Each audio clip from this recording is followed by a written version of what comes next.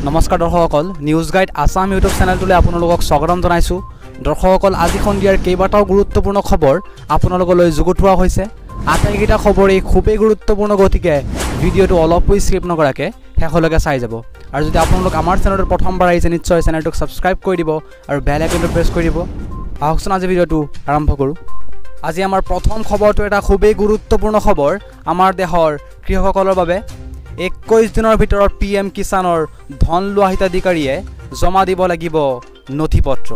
দৰ্শকসকল, PM কিষাণৰ ধন লোৱাসকলৰ বাবে এটা ডাঙৰ খবৰ। জিলাই জিলাই চলিছে হিতাধিকাৰী পুনৰীক্ষণ প্ৰক্ৰিয়া। 21 দিনৰ ভিতৰত হিতাধিকাৰীয়ে জমা দিব লাগিব নথিপত্ৰ। নথিপত্ৰ জমা নিদিলে কৰ্তন হ'ব তালিকাৰ পৰা নাম। কৃষকসকলে কি কি নথিপত্ৰ জমা দিব লাগিব জানো আহক। জমা দিব লাগিব মাটিৰ প্ৰমাণপত্ৰ, বেংকৰ পাছবুক, জমা দিব লাগিব আধাৰ কাৰ্ডৰ কপি। শিৱসাগৰ জিলাৰ হিতাধিকাৰীয়ে shivsagar.nic.in নিজৰ তালিকা চাব পাৰিব। নগাঁও জিলাতো প্ৰশাসনে কৃষকৰ পৰা বিচাৰিছে নথিপত্ৰ। 10 অক্টোবৰৰ ভিতৰত নগাঁৱৰ হিতাধিকাৰীয়ে জমা দিব লাগিব নথিপত্ৰ। সবিশেষ তথ্যৰ বাবে www.nagaon.gov.in লগ ইন কৰিব পাৰিব আপুনি। দৰ্শকসকল, আজি আমাৰ পৰৱৰ্তী খবৰটো এটা খুবেই গুৰুত্বপূৰ্ণ খবৰ আমাৰ দেশৰ শিক্ষাৰ্থীসকলৰ বাবে। শিক্ষা বিভাগে প্ৰকাশ কৰিলে নতুন SOP। 19 অক্টোবৰৰ পৰা এই নিয়মসমূহ মানি চলি খুলিব লাগিব প্ৰাথমিক বিদ্যালয়সমূহ। 19 অক্টোবৰৰ পৰা অসমত খুলিব প্ৰাথমিক বিদ্যালয়। শিক্ষা বিভাগে প্ৰকাশ কৰিলে বিদ্যালয় খোলাৰ নতুন SOP। সোমবাৰ, বুধবাৰ, শুক্ৰবাৰে প্ৰথম, দ্বিতীয় আৰু তৃতীয় শ্ৰেণীৰ পাঠদান হ'ব। মঙলবাৰ, বৃহস্পতিবাৰ আৰু শনিবাৰে চতুৰ্থ আৰু পঞ্চম শ্ৰেণীৰ পাঠদান হ'ব। বিদ্যালয়ৰ প্ৰধান শিক্ষকে সকলো কোভিড প্ৰট'কল মানি চলাটো নিশ্চিত কৰিব লাগিব। এটা ক্লাছত 30 জনতকৈ অধিক শিক্ষাৰ্থী থাকিব নোৱাৰিব।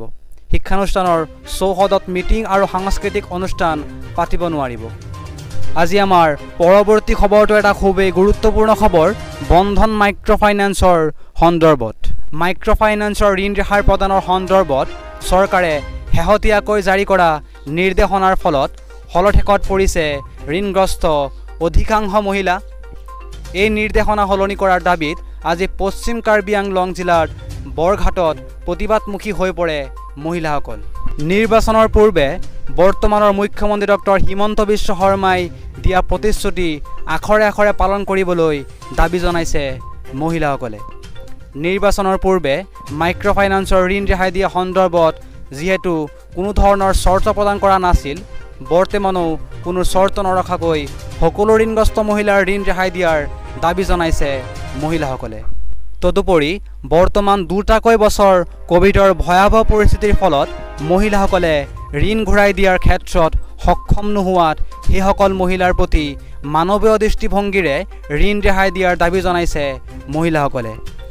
চৰকাৰখনে নিৰ্বাচনৰ পূৰ্বে দিয়া প্ৰতিশ্ৰুতি পূৰণ নকৰিলে পুনৰ ৰাজপথত আন্দোলন কৰাৰ হুংকাৰ দিছে মহিলাসকলে। দৰ্শকসকল, মাইক্ৰ' ফাইনেন্সৰ সন্দৰ্ভত আগন্তুক কেবিনেট বৈঠকত গুৰুত্বপূৰ্ণ সিদ্ধান্ত লোৱাৰ পূৰ্ণ সম্ভাৱনা আছে।